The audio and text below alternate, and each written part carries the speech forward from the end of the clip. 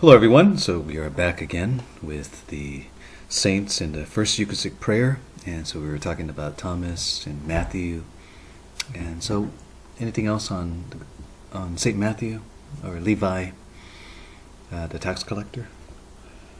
Let's see.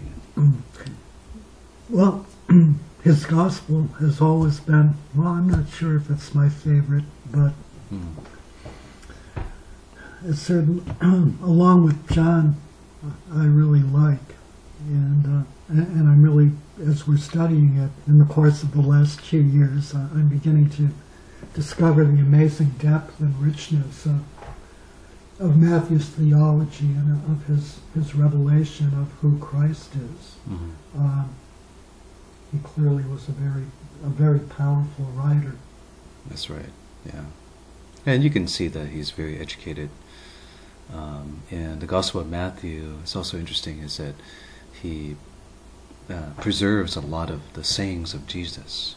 And so a lot of the parables of Jesus, a lot of the sayings, and he divided the Gospel up into 5, so in reflection of the Torah, the first 5 books of the Old Testament. And so he was trying to convince people that Jesus is the promised Messiah, according to his primary audience was Jews who hadn't converted to Christianity. Right.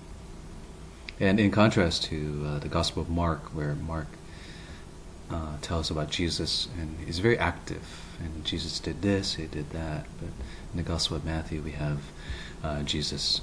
A lot of sayings are still preserved.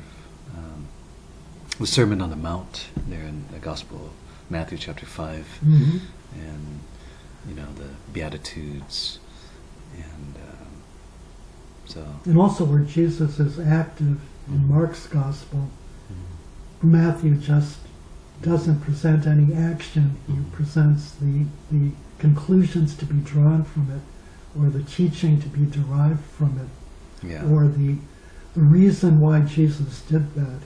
He's never really focused on the action itself, which doesn't interest him at all. Right, exactly. Yeah.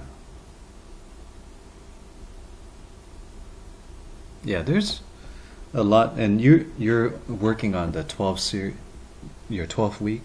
I mean, the chapter 12 now, and it's been going on 2 years on the Gospel of Matthew alone. So you're kind of going through line by line in the Gospel of Saint Matthew. Right, and we do anywhere from 1 to 5 verses a week. Although last night we did about 15. It was 15 lines, 15 verses. Okay. Unusually productive. Yeah. Do you find that, like, when you're going through the Gospels, and that you just don't want to, hurry and rush through it, but just take the time and pray? And is that kind of your methodology? You're going about it is just to kind of take it slow. Right. I mean, we're here. We're hopefully here to learn. We're hopefully here to grow in our faith. We're hopefully here to find a greater connection to our tradition, to our history, and to understand what Matthew is saying, and also to understand how Matthew is rooted in the Old Testament. So we spend a lot of time studying the sources, the Old Testament scriptures on which Matthew is drawing, and also the way in which he transforms them. Since he's not clearly not a firm believer in the Mosaic Law, he believes that Jesus fulfills the Mosaic Law at the same time that he transcends it. So the Mosaic Law is recapitulated in Jesus, as Irenaeus would say, and transcended. Yeah. And so, like, like we were talking about, one time I was attending your class, and we were talking about typology. Right. And so it's like the shadow and reality. And so it was just pointing, anything in the Old Testament is pointing to the New. So, like, for instance, we have Moses, and on the mountain getting the Ten Commandments, and here we have Jesus as the new Moses, and then we also have Moses, who was, with the infancy narrative, and Moses was, they were trying to, the Pharaoh was trying to kill all the newborn, Right. and Moses was preserved. And then we also have in the Gospel of Matthew an infancy narrative where Jesus is the new Moses. Slaughter of the innocents. Yeah, the slaughter of the innocents. And he was preserved when the Holy Family went to Egypt. Egypt. In a reverse migration. Yeah, exactly. To the Exodus. To the Here. Yeah. So Yeah, that's and a lot of parallels from also the bread of the presence and the Eucharist, and there are just enormous numbers of parallels.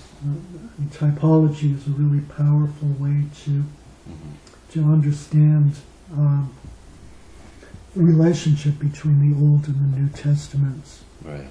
And to see the New Testament as a fulfillment of the Old, and also to better and more deeply appreciate the roots of our faith. That's right.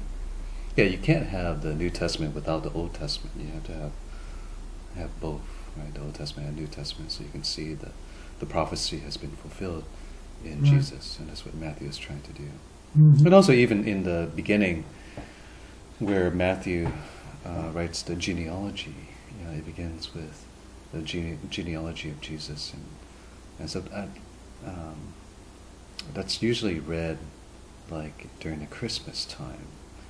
And there's one of the masses, I think it's like Mass in the evening or Mass at night, where the genealogy is read. And a lot of the names are difficult to pronounce. And but I think what Matthew is trying to do is to show that Jesus was a real person, that he was not just an imaginary character like Harry Potter or something like that, but he was real. And he had parents and grandparents and great-grandparents, and the connection all the way back to King David, and then all the way back to Abraham. And, right. Yeah. So they. And David. And David. Yeah. So he's Matthew has him as the completion of the line. I think there are 3 sets of 14 people. 14 is 7 times 2. Yeah, and there's an order. 7 represents divine fulfillment. So 2 times 7 is twice divine fulfillment. That's good. In numerology. Yeah, that's really good. In Hebrew numerology. Yeah. And so one of the conclusions from that whole genealogy, I mean, there are many, but one of them is that the time for preparation has ended and the time of commencement has begun. Yeah. The Messiah has entered the world. And so Matthew's message is consistently, that a new age has dawned. A certain kind of eschatology has been realized. The end time, as we understand it today, hasn't dawned, but a new age has dawned in which fundamentally human history is transformed, the world is transformed, and our relationship with God is transformed because God is now with us. Emmanuel, God is with us. God is with us. Very good. Yeah, that's very good. And and also I think even with the genealogy, where it tells there was like 3 women, and sometimes what we do is we try to compare like how's a genealogy different in Matthew's gospel and in Luke's gospel, because there are only 2 gospels that have the genealogy, whereas Mark and John doesn't have that genealogy. And here in it's like going back to the I think in Luke's gospel it goes to Mary's side, and in Matthew's gospel it goes back to the Joseph. Okay.